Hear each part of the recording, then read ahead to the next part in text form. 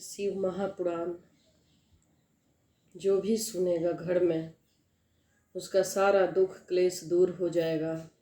जो भी घर में, जिसके घर में नेगेटिविटी है, ऊपरी आत्मा रहती है, घर में बच्चे नहीं है, वंश नहीं है, घर में कोई भी पति पत्नी में झगड़ा हो, बेटा नालायक हो, किसी भी कारण या मन में शांति न हो, जरूर ये शिव महापुराण अवश्य सुने। कहते हैं चौथा अध्याय तक आगे बढ़ा, ये 5वां अध्याय है। सौनक जी बोले, हे महाभाग सूत जी, आप धन्य हैं, आपकी बुद्धि भगवान शिव में लगी हुई है। आपके कृपा पूर्वक यह शिव भक्ति को बढ़ाने वाली अद्वैत कथा हमें सुनाई है। हे महामाते, सद्गति प्राप्त करने के बाद वहां जाकर चंचुला ने क्या किया और उसके पति का क्या हुआ, यह सब वृत्तांत विस्तार से हमें बताइए। सूत जी बोले, हे सौनक, एक दिन परमानंद में निमग्न हुई चंचुला ने उमा देवी के पास जाकर प्रणाम किया और दोनों हाथ जोड़कर वह उनकी स्तुति करने लगी। चंचुला बोली, हे गिरि राजनंदिनी, हे स्कंद माता, मनुष्यों ने सदा आपकी सेवा की है। समस्त सुखों को देने वाली हे शंभु प्रिय, हे ब्राह्मण स्वरूपनी, आप विष्णु और ब्रह्मा आदि देवताओं द्वारा सेव्य हैं। आप ही सगुना और निर्गुणा भी हैं तथा आप ही सूक्ष्म सच्चिदानंद स्वरूपनी आधा प्रकृति हैं। आप ही संसार की सृष्टि, पालन और संहार करने वाली हैं।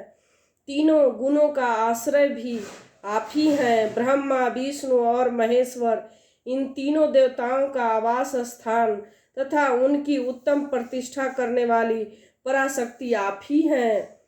सूत जी बोले, हे सौनक, जिसे सद्गति प्राप्त हो चुकी है वह चंचुला इस प्रकार महेश्वर पत्नी उमा की स्तुति करके सिर झुकाए चुप हो गई। उसके नेत्रों में प्रेम से आंसू उमड़ आए थे। तब करुणा से भरी हुई शंकर प्रिया भक्त वत्सला पार्वती देवी चंचुला को संबोधित करके बड़े प्रेम से इस प्रकार कहने लगी। पार्वती जी बोली, हे सखी चंचुले, हे सुंदरी, मैं तुम्हारी की हुई स्तुति से बहुत प्रसन्न हूँ। बोलो, क्या वर मांगती हो? तुम्हारे लिए मुझे कुछ भी अदेय नहीं है। सूत जी बोले, पार्वती जी इस प्रकार कहने पर चंचुला उन्हें प्रणाम करके दोनों हाथ जोड़कर नतमस्तक होकर प्रेम पूर्वक पूछने लगी। चंचुला बोली, हे निष्पाप गिरजा कुमारी, मेरे पति बिंदु इस समय कहाँ है? उनकी कैसी गति हुई है यह मैं नहीं जानती। हे कल्याणमयी दीनवत्सले, मैं अपने उन पति देव की जिस प्रकार संयुक्त हो सकूं, कृपया करके वैसा ही उपाय कीजिए। हे महेश्वरी, हे महादेवी, मेरे पति एक शूद्र जातीय वेश्या के प्रति आसक्त थे और पाप में डूबे रहते थे। उनकी मृत्यु मुझसे पहले हो गई थी। वे न जाने किस गति को प्राप्त हुए हैं। सूत जी बोले, चंचुला का यह वचन सुनकर नीति वत्सला हिमालय पुत्री देवी पार्वती ने अत्यंत प्रेम पूर्वक से उत्तर दिया। गिरजा बोली, हे सुते, तुम्हारा बिंदुक नाम वाला पति बड़ा पापी था। उसका अंतःकरण बड़ा ही दूषित था। वेश्याओं का उपभोग करने वाला वह महामूढ़ मरने के बाद नरक में पड़ा। अनगिनत वर्षों तक नरक में नाना प्रकार के दुख भोग कर वह पापात्मा अपने शेष पाप को भोगने के लिए विंध्य पर्वत पर पिचास हुआ है। इस समय वह पिचास की अवस्था में ही है और नाना प्रकार के क्लेश उठा रहा है। वह दुष्ट वहीं वायु पीकर रहता है और सदा सब प्रकार के कष्ट सहता है। सूत जी बोले, हे सौनक, गौरी देवी की यह बात सुनकर उत्तम व्रत के पालन करने वाली वह चंचुला उस समय पति के महान दुख से दुखी हो गई। फिर मन को स्थिर करके उस ब्राह्मण पत्नी ने व्यथित हृदय से महेश्वरी को प्रणाम करके पुनः पूछा, चंचुला बोली, हे महेश्वरी, हे महादेवी, मुझ पर कृपा कीजिए और दूषित कर्म करने वाले मेरे पति, उस दुष्ट पति आप उद्धार कीजिए। हे देवी, कुंसित बुद्धि वाले मेरे उस पापात्मा पति को किस उपाय से उत्तम गति प्राप्त हो सकती है, यह शीघ्र बताइए, आपको नमस्कार है। सूत जी बोले। उसकी यह बात सुनकर भक्त वत्सला पार्वती जी अपनी सखी चंचुला से प्रसन्न होकर ऐसा कहने लगी। पार्वती जी बोली, तुम्हारा पति शिव पुराण की पुण्यमयी उत्तम कथा सुने तो सारी दुर्गति को पार करके वह उत्तम गति का भागी हो सकता है। अमृत के समान मधुर अक्षरों से युक्त गौरी देवी का यह वचन आदर पूर्वक सुनकर चंचुला ने हाथ जोड़कर मस्तक झुकाकर उन्हें बारंबार प्रणाम किया। अपने पति के समस्त पापों के शुद्धि तथा उत्तम गति की प्राप्ति के लिए पार्वती देवी से यह प्रार्थना की, मेरे पति को शिव पुराण सुनाने की व्यवस्था होनी चाहिए। सूत जी बोले, उस ब्राह्मण पत्नी की बारंबार प्रार्थना करने पर शिवप्रिया गौरी देवी बड़ी दया आई। उन भक्त वत्सला महेश्वरी गिरजा कुमारी ने भगवान शिव की उत्तम कृति का गान करने वाली गंधर्व राज तुम्बुरु को बुलाकर उनसे प्रसन्नता पूर्वक यह इस प्रकार कहा। गिरजा बोली, मेरे मन की बातों को जानकर मेरे अभीष्ट कार्यों को सिद्ध करने वाले तथा शिव में प्रीति रखने वाले हे तुम्बुरो, मैं तुमसे एक बात कहती हूँ, तुम्हारा कल्याण हो। तुम मेरी इस सखी के साथ शीघ्र ही विंध्या पर्वत पर जाओ। वहाँ एक महाघोर और भयंकर पिशाच रहता है। उसका वृत्तांत तुम आरंभ से ही सुनो। मैं तुम्हें प्रसन्नतापूर्वक सब कुछ बताती हूँ। पूर्व जन्म में यह पिशाच बिंदुक नामक ब्राह्मण था। वह मेरी इस सखी चंचुला का पति था, परंतु वह दुष्ट वेश्यागामी हो गया। स्नान संध्या आदि नित्य कर्म छोड़कर वह अपवित्र रहने लगा। क्रोध के कारण उसकी बुद्धि पर मूर्छा छा गई थी। वह कर्तव्य विवेक नहीं था, मतलब कर्तव्य नहीं कर पाता था। अभक्ष्य भक्षण, सज्जनों से द्वेष और दूषित वस्तुओं को दान लेना, यही उसका स्वाभाविक कर्म बन गया था।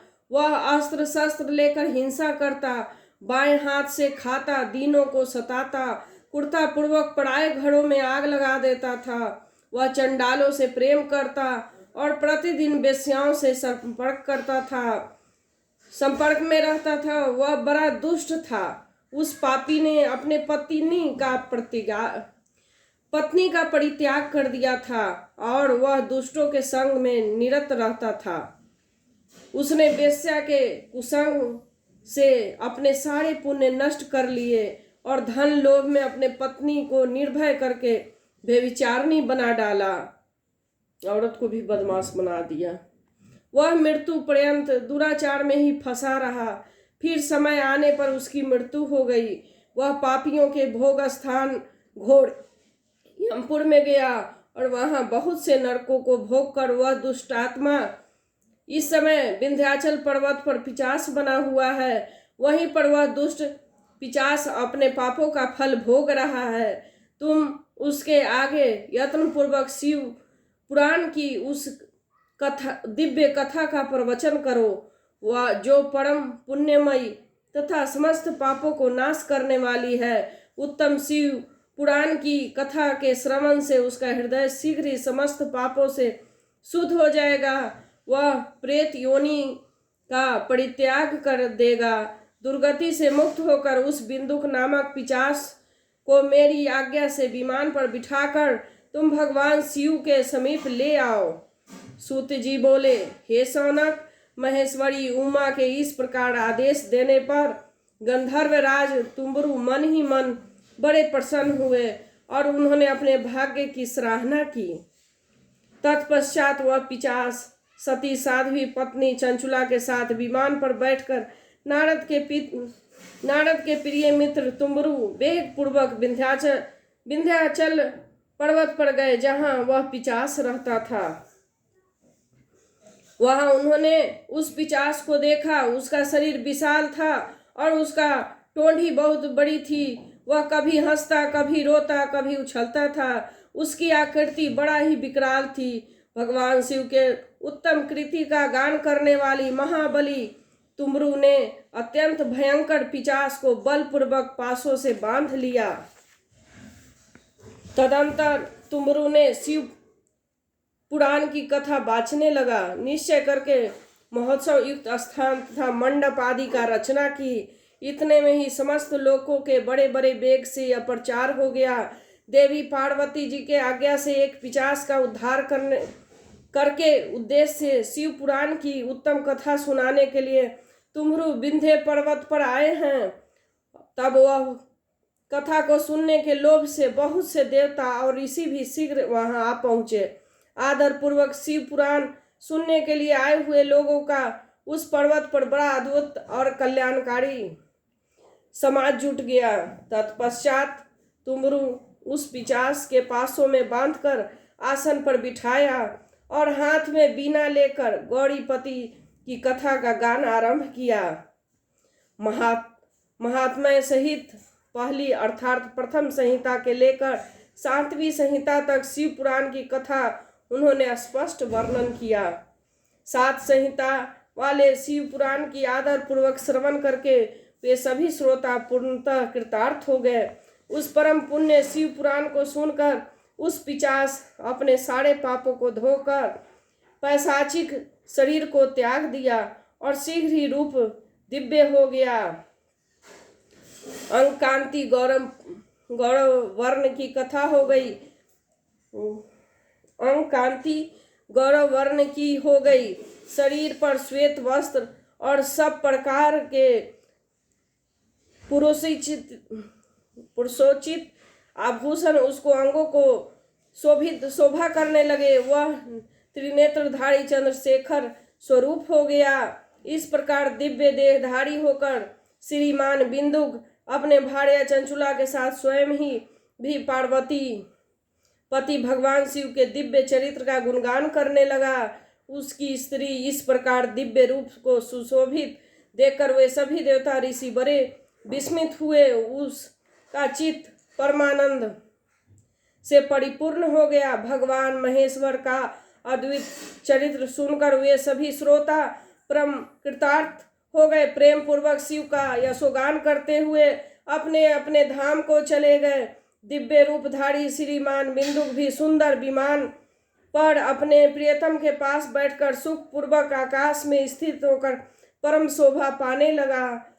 तदंतर महेश्वर के सुंदर एवं मनोहर गुणों का गान करता हुआ वह अपनी प्रियतमा तथा तुम्बरु के साथ शीघ्र ही शिवधाम में जा पहुंचा।